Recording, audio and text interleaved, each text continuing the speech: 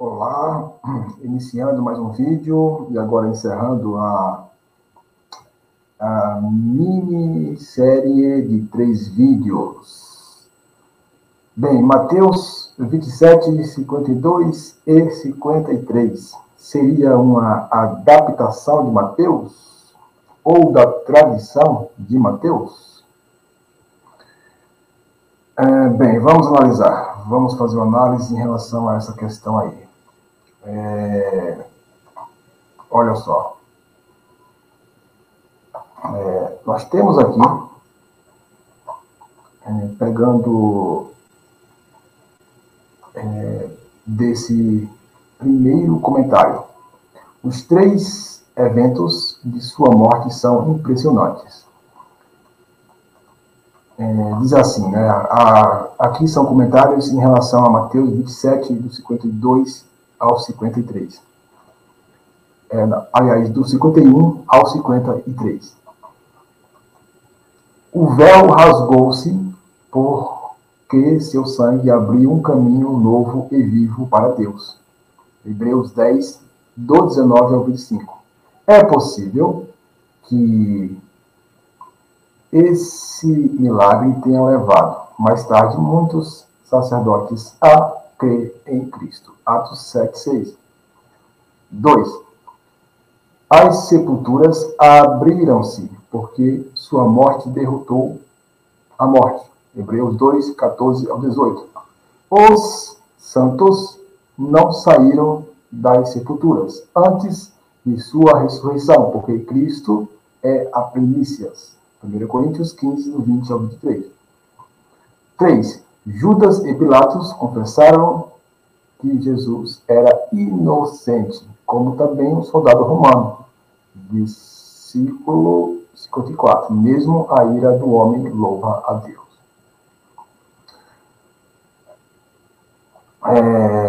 Aqui foi, nesse comentário, nós temos aqui 3 pontuações. Por acontecer a morte de Jesus. Pontuações, né? Nesse comentário. Aí temos aqui Richolson ou Nicholson, despegue-me a pronúncia. Os 6 milagres do Calvário. Objeção proposta. Se a ressurreição deles foi como a de Lázaro, que morreu novamente, então a expressão eles apareceram para muitos requer explicação. Além disso, nesse caso, a ressurreição desses santos não seria uma verdadeira previsão da gloriosa ressurreição no retorno de Cristo. Ou seja, uma ressurreição sem nenhum sentido. Consequentemente, isso não simbolizaria verdadeiramente o significado da morte de Cristo para a nossa futura ressurreição corporal.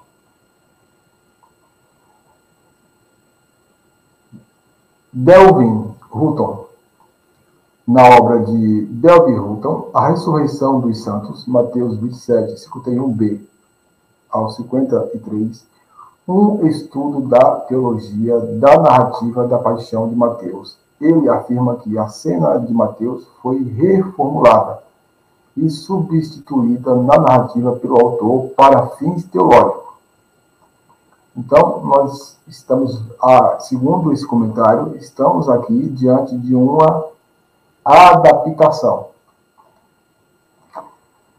Além disso, ele afirma claramente: será notado em nenhum momento que o escritor se preocupa com a questão. Isso realmente aconteceu. É empiricamente verificável? Ao contrário, a questão com a qual ele se preocupou ao longo de sua tese é: qual foi o significado da tradição expressa em Mateus 27, 51b ao 53, para o evangelista individual e para a comunidade na qual e para quem ele compôs o seu evangelho.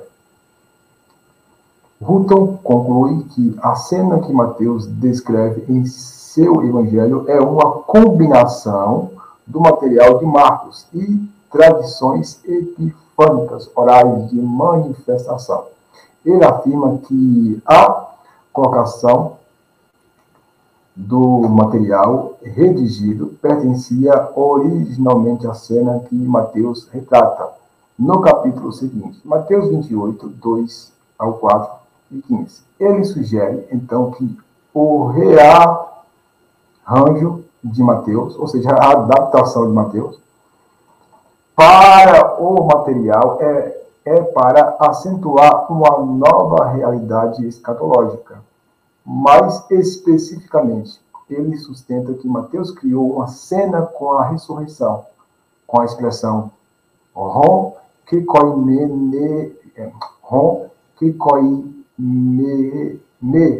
menon hagio, que traduzindo é, dois santos adormecidos. Baseado nas tradições apocalípticas, para enfatizar a natureza escatológica da morte de Jesus na cruz.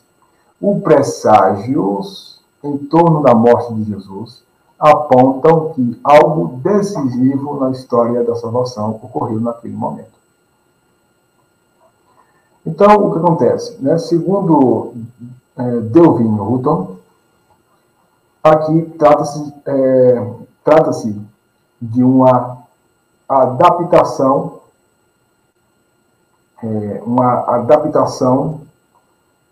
do escritor, usando a morte de Jesus e fazendo um paralelo com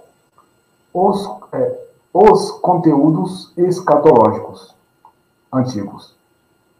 Então, temos aqui, de acordo com esse comentário de Hutton, uma adaptação baseado em textos escatológicos antigos, ou seja, conteúdo antigo, texto escatológico antigo.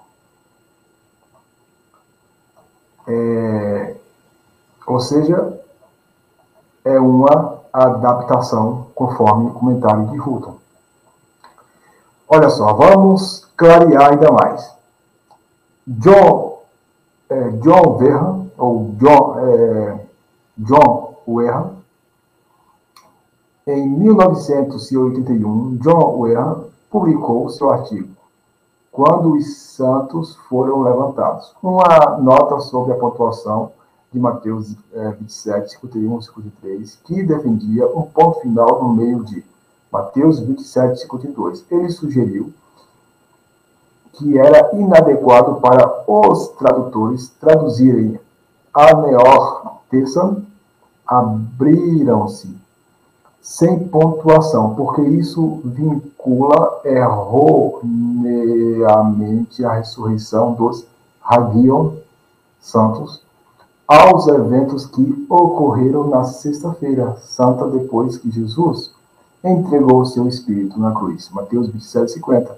Para substanciar sua tese. Ele argumenta que Kai exceltontes polois e saíram muitos forma um parêntese parcial, ou seja, as palavras Kai exceltontes polois são parentéticas, mas falta-lhes um assunto dentro da versificação em que são encontradas atualmente. Em vez disso, argumenta O assunto é encontrado no versículo anterior, Mateus 27:52. Pola somata, muitos corpos. Consequentemente, ele afirma que isso coloca a ressurreição dos santos como os eventos que se seguem, ao invés dos eventos que precedem. Ou seja, ele afirma que os santos são ambos ressuscitados e saem dos túmulos após a ressurreição de Jesus dos mortos. Para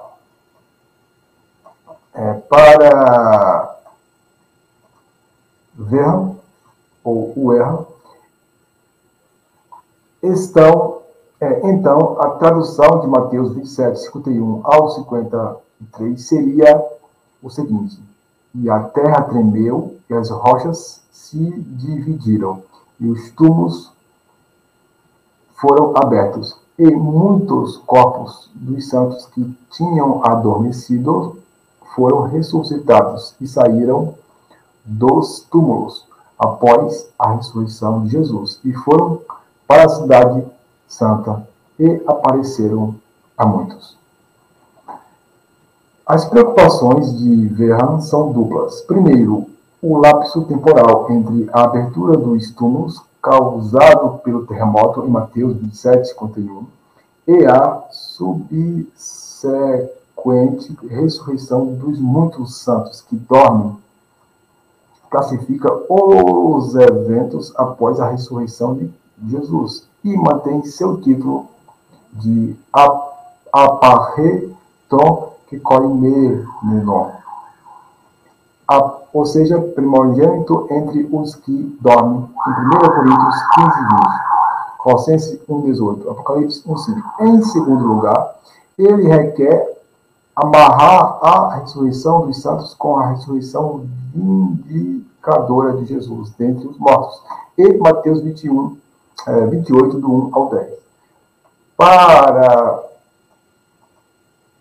Para Verham, aquela ressurreição é causada pela ressurreição de Jesus. Em relação causal, acentua o poder da ressurreição de Cristo dentre os mortos. Um poder acessível a todos que dormem em Jesus. Portanto, ele conecta a ressurreição dos santos com a ressurreição de Jesus para enfatizar a sua derrota,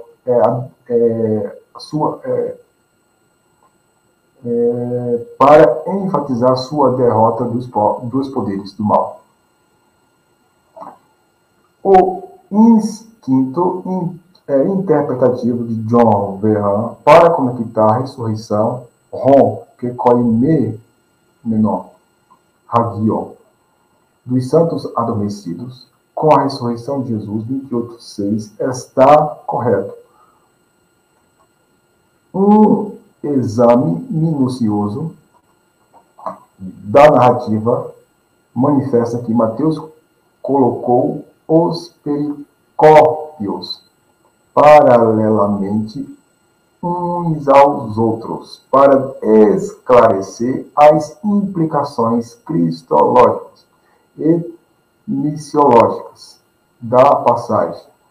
Verham, no entanto, incorretamente assume que a criação que koimenon Hagio, os santos adormecidos, ameaça o direito de Jesus como apareton que koimenon, primogênito entre os adormecidos. 1 Coríntios 15:20. Antes, Mateus pretende que seus leitores interpretem a ressurreição dos santos adormecidos como semelhante a Lázaro e outros, como seu poder foi demonstrado, e aos comentários zombadores dos opositores foram derrubados, quando ele restaurou a vida da menina morta. Mateus 9:24-25. Então, agora, através dos portentos cósmicos, mais uma vez, seu poder divino está em exibição, quanto aos mortos são ressuscitados, para a vida com um testemunho. Mateus 27, 52 e 53. Como sua fama foi anunciada por ter derrubado a morte anteriormente. Mateus 9, 6. Agora Mateus relata que sua fama é anunciada na Polinésia Hagiana, em a última análise, até os confins da terra. Mateus 28, 20, 16 ao 20. Essa passagem bíblica é um pouco falada e muitas vezes, quando é falada, gera interpretações perigosas e contraditórias, que, em algumas interpretações, entra em atrito com Hebreus 9, 7. Mas, se houve uma ressurreição quando Jesus morreu, conforme sugerem essas e outras traduções, teria os ressuscitados esperado até depois da própria ressurreição de Jesus, no terceiro dia depois disso, antes de saírem dos seus sepulcros. Bem, aqui já é uma abordagem, né, segundo a Testemunho de Jeová. Eu não vou entrar nessa questão aqui, que não vai ajudar em nada. Olha só. Então, qual é a questão aqui? Vamos fazer aqui algumas apontações. Marcos, o Evangelho de Marcos não atesta essa passagem. O Evangelho de Lucas não atesta essa passagem. E o Evangelho de João não atesta essa passagem. Só tem em Mateus.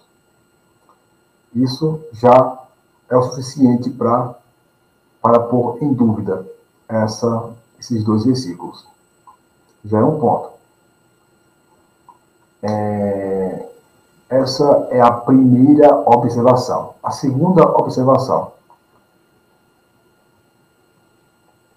é a morte, a ressurreição deles foi igual a de Lázaro e as demais pessoas que Jesus ressuscitou para depois morrerem de novo ou não? Ou foi de forma gloriosa? Se foi de forma gloriosa, vai entrar em contradição com o Apocalipse. Por quê? Porque Apocalipse vai falar da Jerusalém que desce na terra, a nova Jerusalém. E nós sabemos que essa nova Jerusalém não existe ainda, ela vai ser feita. Que é este globo que vai ser transformado e preparado para os santos. Sendo assim, esses santos estão aonde? Lá no céu? Nós sabemos que, conforme João 14, o céu é metáfora, não existe.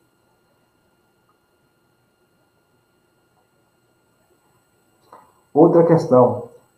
Paulo, na sua análise em relação à transformação dos mortos, não fala sobre isso. Que já tinha, por exemplo, alguns corpos ressuscitados, santos ressuscitados. Sendo assim, podemos entender que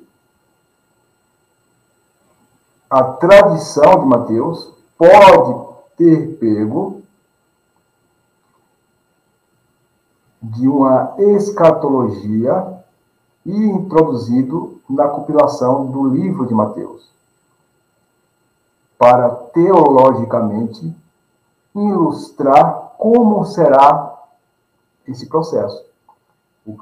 Após a morte de Jesus, todos vão poder sair, todos os santos vão poder sair dos túmulos e terem os seus corpos transformados e entrarem na cidade santa.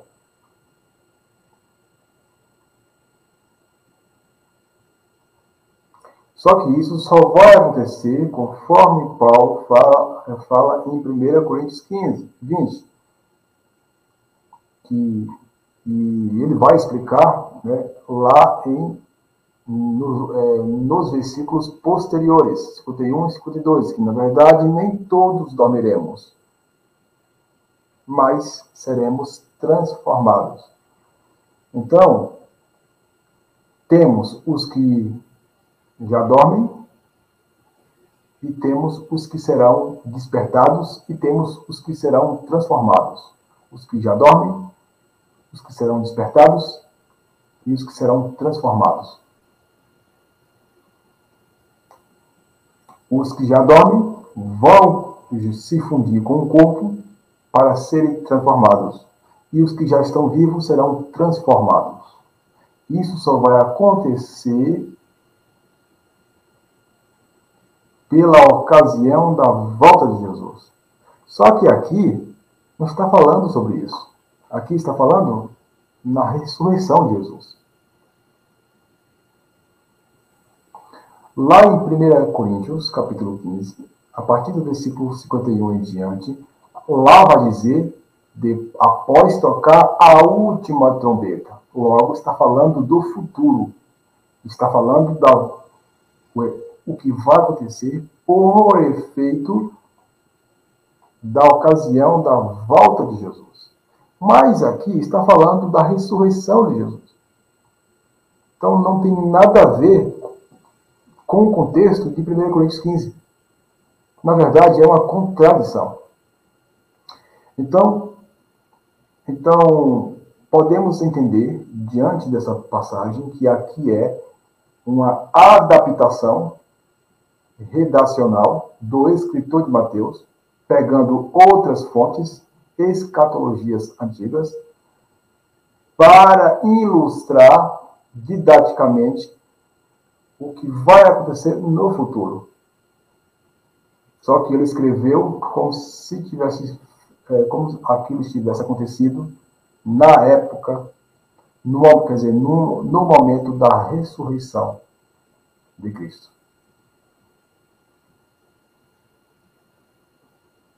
Então a didática ela é para o futuro, só que ele escreveu como se estivesse sido naquele momento. Então, isso vai acontecer, então, só que no futuro. Não. Então, temos ali uma adaptação redacional, um texto adaptado, que aquilo não aconteceu, né? Aquilo não aconteceu, mas que vai acontecer no futuro. Então, diante desse texto, nós temos duas questões. Primeiro, aquilo não aconteceu. Foi uma adaptação do escritor. Então, é uma adaptação redacional. Segundo, vai acontecer no futuro. Ante a última trombeta tocar, por ocasião da volta de Jesus. Aí, fechando com o Evangelho de João 5, né? Aqueles que fizerem o bem serão ressuscitados para a vida, e os que fizerem o mal serão ressuscitados, mas para a destruição eterna. Qual é o seu posicionamento? Fazer o bem ou fazer o mal? Ser do bem ou ser do mal? Lembre-se que ser do bem é ser justo. E ser justo é priorizar o espiritual e não o físico. Um grande abraço e até o próximo.